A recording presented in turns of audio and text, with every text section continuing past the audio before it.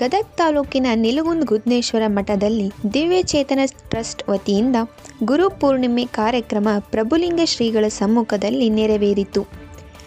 ಕಾರ್ಯಕ್ರಮದಲ್ಲಿ ಸನ್ಮಾನ ಸ್ವೀಕರಿಸಿ ಮಾತನಾಡಿದ ಶಿಕ್ಷಕಿ ಸುಧಾ ಹಿರೇಮಠ್ ಅವರು, ಗುರುಪೂರ್ಣಿಮೆ ನಮ್ಮ ಹಿಂದೂ ಸಂಪ್ರದಾಯದಲ್ಲಿ ಮಹತ್ವವಾಗಿದ್ದು, ಇಂದಿನ ವಿಶೇಷ ದಿನಗಳಲ್ಲಿ ಗುರುವನ್ನು ಶ್ರದ್ಧಾಪೂರ್ವಕವಾಗಿ ನಮಿಸಬೇಕು. ಆ ದಿಶೆಯಲ್ಲಿ ಗುರುವಿನ ದಯೆಯಿಂದಲೇ ಎಲ್ಲರ ಬಾಳು ಬಂಗಾರವಾಗುವುದು ಎಂದರು.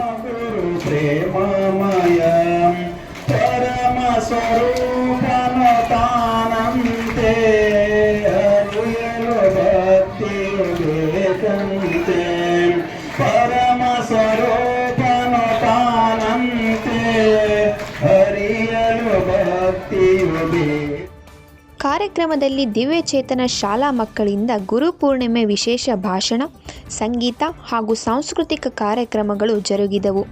ವಿಜಯಲಕ್ಷ್ಮಿ ಹಿರೇಮಠ್ ಇವರಿಂದ ಸಂಗೀತ ಕಾರ್ಯಕ್ರಮ ಜರುಗಿತು.